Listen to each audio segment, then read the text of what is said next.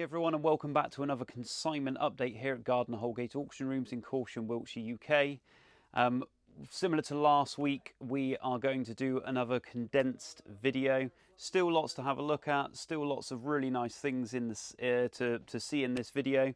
But like I said, like last week, we've got lots to do, so we're not showing the usual huge deluge and quite chaotic array that we usually do. Those videos will still come in the coming weeks, although I will add we are going to have a week off next week. So we will have a week off from videos just so we can play catch up. But yeah, I hope you enjoy what we've got. As always, do comment on anything that you like the look of, that you don't like the look of, any corrections. And of course, if you do like this video, I'll let you decide at the end. Please subscribe to our channel, hit the like button and hit the bell icon. Too many Gibsons in this cell. Or is there such a thing? Too many Gibsons? Let us know in the comments. Probably not. Here we have a Gibson custom shop, Les Paul Custom. So this is a 57 reissue, Black Beauty from the 90s, but it is in absolutely incredible condition. There we go. As you can see, comes with its original Rossetti tag and case. And in this Fender gig bag is a Les Paul, but it's not a Les Paul at all. Well, it is a Les Paul, sorry, not a Gibson, it's an Orville. So Orville did have an association with Gibson for a time. Gibson saw what Orville were producing and thought we need to get them on board, and had Japanese-made guitars under the Gibson name. So it was Orville by Gibson. This is a guitar that was made after that partnership. It was made in 1998, and it's obviously again similar to the last guitar we saw, a sort of 57-ish reissue, and incredible quality really. And I think what this guitar shows us is you don't necessarily have to pay a couple of grand to get a decent Les Paul custom. These are fantastic instruments and probably come in at mid-hundreds level. So if you can't afford the Gibson, go for the Orville. And another Les Paul for you. Another Gibson custom shop, and this time it is a Les Paul custom Florentine. So we got this semi-hollow body with the F-holes, dark cherry finished, highly figured top. Here we go, turn it over. A little bit of tarnishing on the tuners there, but considering its age, which it'll be another 90s instrument, it's in a very good condition indeed. So in here you can probably take a guess at what this is. I think it's glaringly obvious from the case. It is a Hofner 500/1 violin bass. There we go, I'm just going to rest that there. 1964, so bang within the Beatles period. I mean, Paul McCartney had various different violin basses, but this is a 64. Very popular, obviously, with the Beatles connection. They do have a sound all on their own, quite a woody, thuddy sound.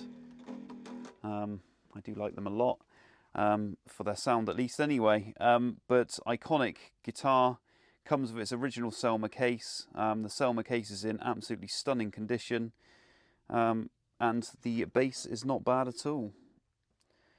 So this is quite an interesting Fender Telecaster. It's essentially it's a 2012 52 American vintage reissue. But it has had some various modifications, and this guitar was used by guitarist magazines to do their mod feature series, and it was sort of used in various and shown in various stages. And I believe in the August 2021 edition, you can see this guitar featured, and all the various things that it had done over the years, just giving examples of modifications you can do to guitars. So this one in particular, it has a Sunbear Alnico staple pickup in the neck position. This was all routed and fitted by Pete Lewis of Lewis Guitar Works. Very good luthier, we know Pete quite well, lovely chap. We've got a Lola pickup in the bridge position. We've had some Jescar medium jumbo frets put in to, it really helps with playability, very modernised. And the board radius has also been adjusted as well. So cool idea. It's nicely worn. It's had this Fullerton Flyers script writing put on the back, and it did have some pinstriping to the front as well, but that did actually end up wearing off, unfortunately. But there is a picture of this guitar with that pinstriping in the magazine. It does look quite cool. But a fantastic instrument anyway. American Vintage 52 Telecaster. Hammer price, we'd usually probably get £1,000, £1,000 to £1,200 maybe. So this probably get about £700 because of the modifications, but to be honest with you, the modifications probably improve it. So yeah, fantastic instrument. So here we have a interesting custom build guitar. This is by Golden Era Guitars, and it's based on a 54 Stratocaster.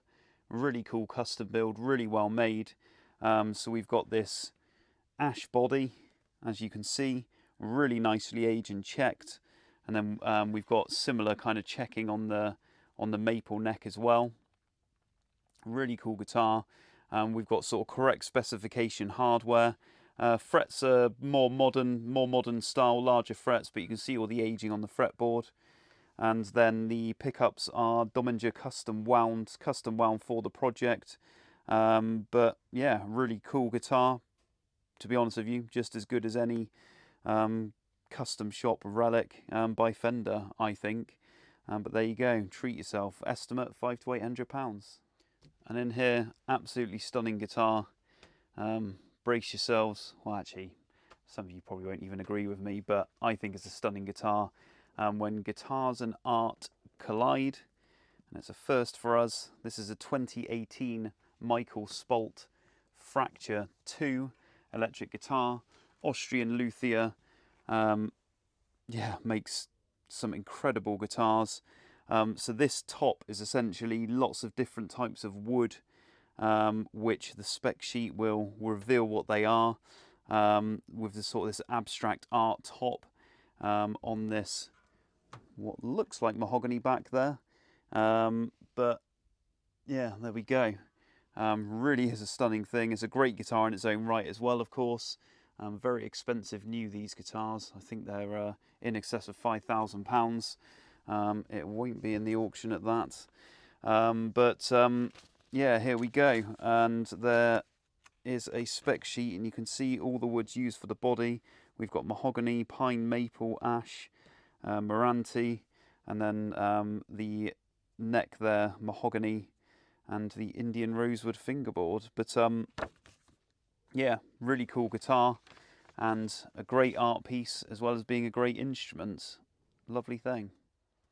We've got some really nice acoustics in this auction, and this is one of those. This is an Avalon 370K, and the K stands for Koa, as you can see from the guitar, the all Koa body. Made in Ireland, very much a connection with Loudon guitars, as you can see by these stylings. Very similar head and body shape. But yeah, incredible guitar, and if you want an all Koa guitar, that's probably the one to go for in the auction. So we have another very nice acoustic guitar, as you can hear from the case. You can tell that's a snug fit. This is a Taylor 912E acoustic guitar, really high end, from the US guitar manufacturer. All the high end appointments, Avalon inlay, fleur-de-lis in the fretboard. Comes with its original case, as you can see. Stunning guitar. And in here, local guitar maker, Kinkade Brothers, who some of you will, I'm sure, will have heard of. And this is a 1985 Frank Evans Soloist Special. So it's a Frank Evans signature jazz guitar.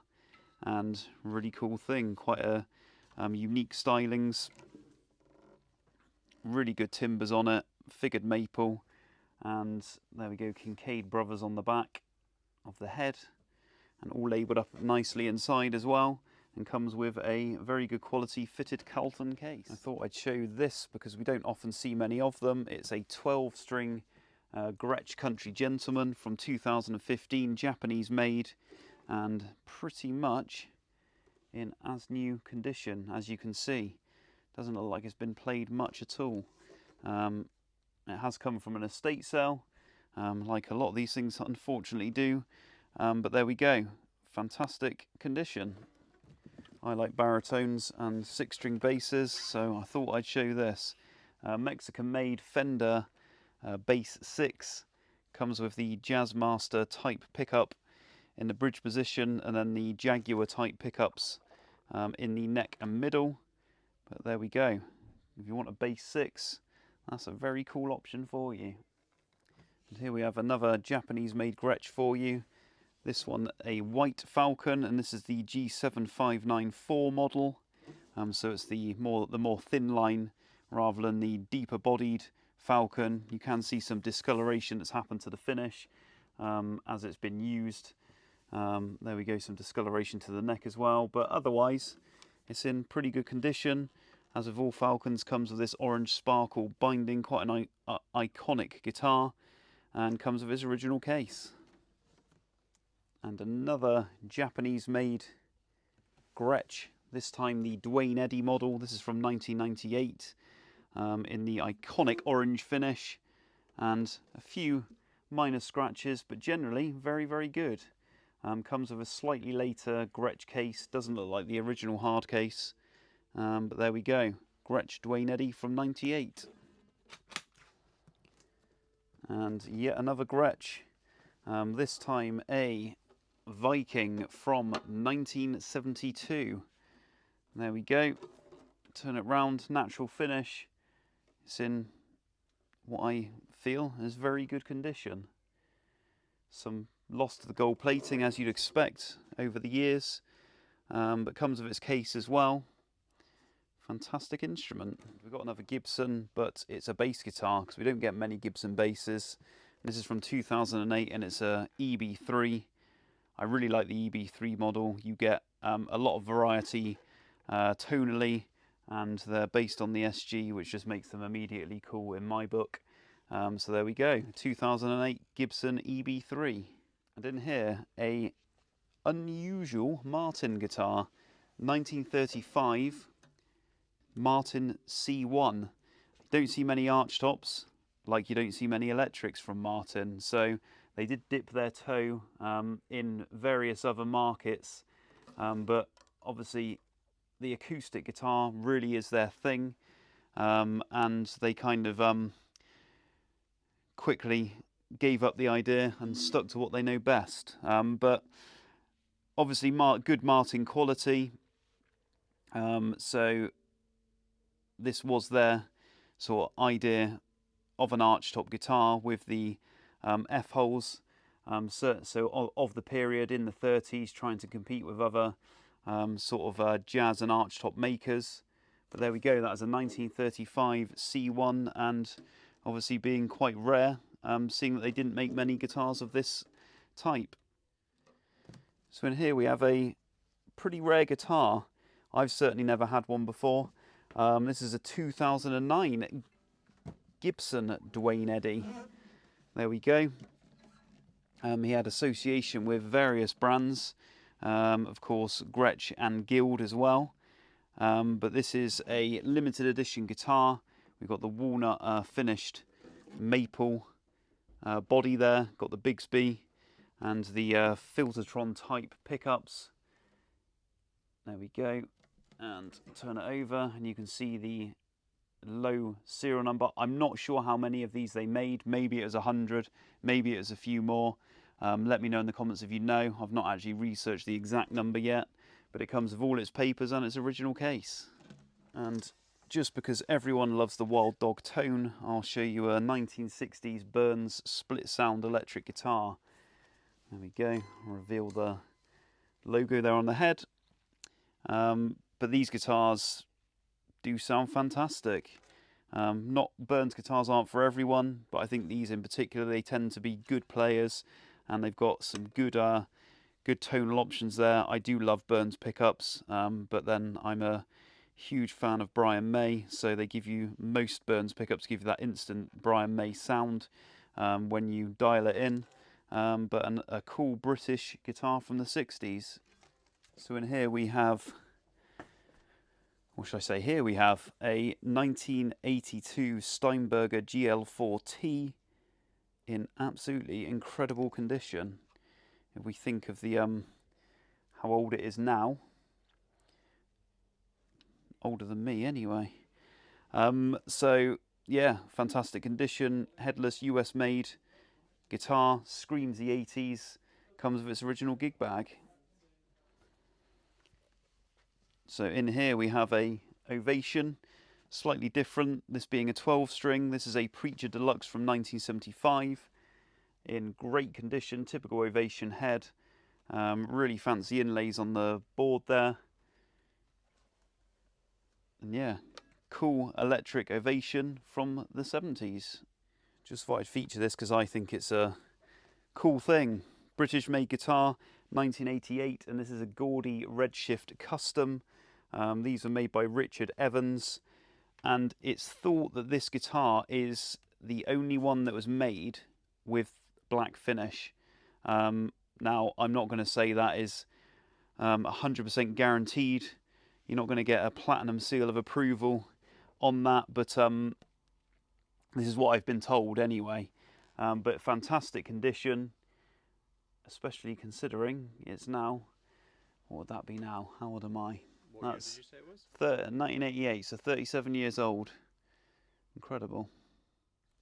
So in here we have a 2013 Martin Eric Clapton Crossroads acoustic guitar.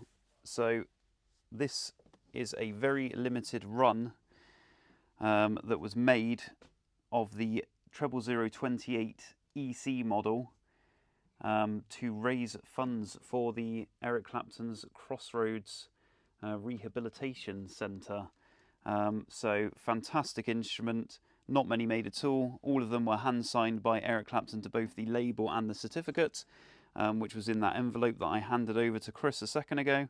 But it's got a really nice Madagascan rosewood back and sides. They did do Brazilian rosewood ones as well, but this is the Madagascan one, and it is a fantastic instrument in the case.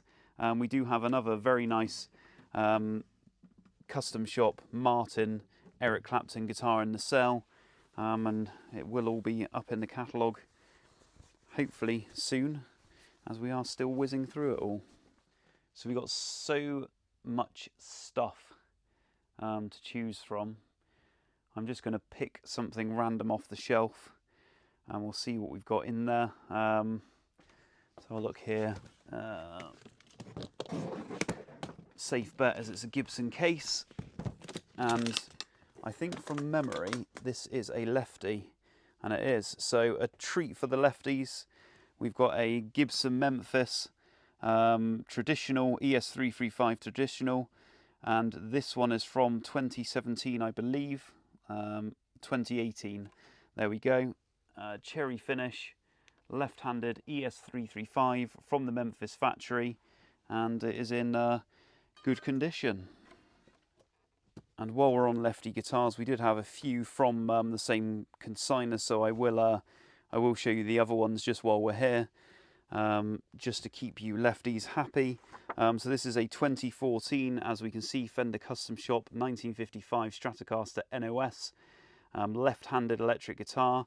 So you've got a NOS, means that it's in new condition essentially, rather than a relic job, but really well put together. So if you're in for a 50s type high-end guitar and you're a lefty, then that's a very good option for you. And just in case the Fender Custom Shop is going to be a bit out of your price bracket, then this is slightly more affordable. This is an American Vintage 2, from the same seller, also left-handed. So an American vintage, so it's 62 basically spec. This is from 2023, Olympic white finish, really dark. It'll be Indian rosewood board, but dark Indian rosewood to make it look like Brazilian, clay dots, which was a feature at the time. Yeah, another cool lefty guitar. And as a lot of you are probably very aware from previous videos, this is probably the sale for archtop guitars, and we have quite an exceptional piece here. This is from 1936 and it's a Gibson L-5 in fantastic condition with the case, as you can see, and there's not really a lot I can tell you about it apart from it just being in top condition. Really nice player, big sound as you'd expect, and it's got that lovely vintage smell that we all love. If only we could bottle that. So we did threaten that we have a lot of pedals in the auction, and we got about 400 lots of pedals this time. We're just giving an overview sample. There's a mixture of everything.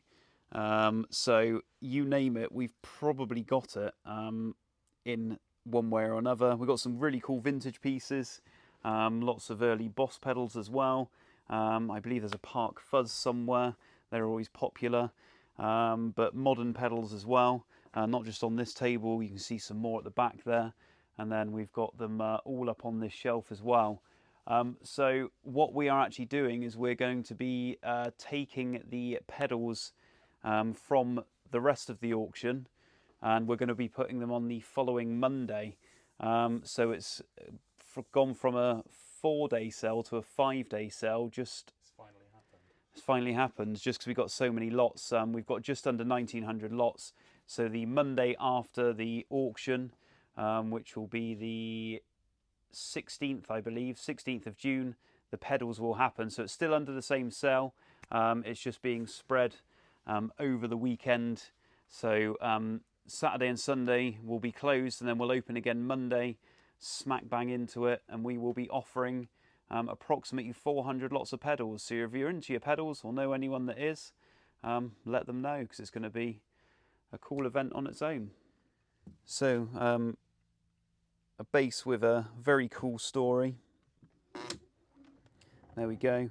That's a cool bass as well. So 1964, so vintage Fender bass, precision bass, and this guitar was formerly owned by Freddie Marks, of Rod, Jane and Freddie fame. So those of you who were children of the 80s watching Rainbow, and of course their own show Rod, Jane and Freddie, you may remember Freddie, but they wrote all their own music. They wrote the music for Rainbow and various other things, and this was one of the instruments that they used. They used to do live performances and things, as well as various studio recordings. So this was Freddie Marks' bass, and as you can see, well, you might not be able to see, but it has been refinished to the body. But otherwise, the majority of the bass is original. I think from memory, I'll just have a look. Yeah, it's had a refret as well. It's got a new nut, but a cool bass with some cool British TV history. So here's a, I think, really cool Gretsch Country Gentleman. This is from '64, and it's come from a former gigging musician based in Ireland, and it's seen a life. Always been with him, or no, it was purchased by him in '71, I should add. But you can see it's had lots of modifications. The mutes have been removed, and the controls for the mutes, and it's been filled in. The bridge has been screwed down in place, and it's got an incorrect bridge. The pickups, 64 spec, one of each. They appear original, missing its trem arm. Its knobs are original, as you can see. The pots date it to '64. Ebony board, and we can see we've got some Grover tuners as well. Take that off, it's also missing its plastic back plate as well underneath the cushion. But I just think a really cool player's grade '64 Gretsch Country Gent, and hopefully it won't break the bank. I mean, we should still get about £2,000 for it, I think, hammer price. It comes with his original case, a cool Gretsch guitar. And we have another Gibson to show you, and we have a gold top. This is a 1974 Gibson Les Paul Deluxe gold top. Does have some issues. You can see it's got these rather strange holes to the top. I'm not sure what's going on there. Maybe it is an obvious reason, but I can't think of one. You will notice that the pickup surrounds have these rings. Now, if you don't know already, these are called goof hiders, and they were essentially put there to hide any bad routing, because these mini humbuckers were inset. Essentially, they were put into the P90 routes. So they had these surrounds, and so they were inset into the cavities. And then if the cavities were a bit untidy, they put these rings on, which later became known as goof hiders. If we turn it over, we do have a neck brake. There we go. So neck repair. And then, typical of this era, we've got this pancake body as well, this stacked two-piece body. But there we go, 1974 Gibson Les Paul Deluxe. So just finishing the video off today. Love to show you more, but we've got lots, no pun intended, to do. But in here we have a BB King signed Gibson L-00 Blues King. So I think, as it's a Blues King model, it's almost the perfect acoustic to have the King of Blues by name and playing signature on the pickguard. So BB King signed this guitar. He signed a number of these guitars for a promotional, it was a Gibson promotion thing that they did back then. I'm just trying to have a look at the date. It's 1993 this one was made. And this guitar has been consigned by former co-chairman of Rossetti, Gibson's distributor at the time. And when some of these were shipped over, he sort of decided to buy this just because he wanted the guitar, and it was a cool thing that it was signed by BB King, the legend that is. So yeah, BB King signed Blues King Gibson L-00 from 1993. So there we go, everyone. I hope you enjoyed that consignment update today. Like I said, the auction is now taking place over 5 days from the 10th of June, and then it will be on the Tuesday, Wednesday, Thursday, Friday, and then we'll have the pedals on the following Monday. So about 400 lots of pedals, just under 1900 lots to bid on, and things will start going up onto the website very soon. So we will have a batch going up this weekend, so do have a look and see what we've got coming up. It won't be everything, but as time progresses and we do get things processed, more will hit the website. But please remember to subscribe to the channel. As always, hit the bell icon, hit the like button, and we look forward to seeing you next time.